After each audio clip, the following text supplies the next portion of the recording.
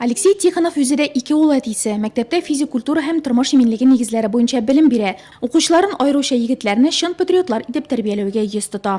Школа работает в таком направлении, как Мәктәп әти-әниләрне аеруча әтиләрне дәрестән тыш эшчәнлеккә мөмкин кадәр күбрәк тарту юнәлешендә эшли. Аларны спорт чараларына, аеруча хәрби патриотик бәйрәмнәргә, строй һәм җыр белән йөрү смотр бәйгесенә, сыйныф сәгатьләренә чакыра. Мондый чаралар бала белән атаны бер-берсенә якынайта. Бала да аңарга башкача карый үрнәк ала башлый. Әтисенең теләктәшлеген сизә. родители. Бүгінгі көндә Нурлат районы буенча 53 баланы бары әтиләре генә тәрбияли. 258 бала әниләре карамагында үсә. Шуңа да утырышта әти тәрбиясе җитмәгән гаиләләр белән эшләү мәсьәләсе күтәрелде. Гаиләдә ир кеше авторитет булырга тиеш дип саный Алексей Федоров та. Мои дети, им приходилось много работать. Минем балаларыма күп эшләргә туры килде. Хәзерге балаларның күбесе шәһәр фатирларында яши, анда эш юк. Кызлар әле әниләренә булыша, ә малайлар бөтенләй эш белмичә үсә. Шуңа да мәктәпне тәмамлаганда ирләрчә җигелеп эшли белми торган була.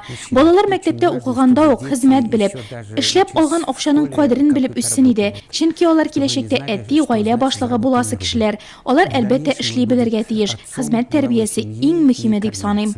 Он обязательно должен уметь работать.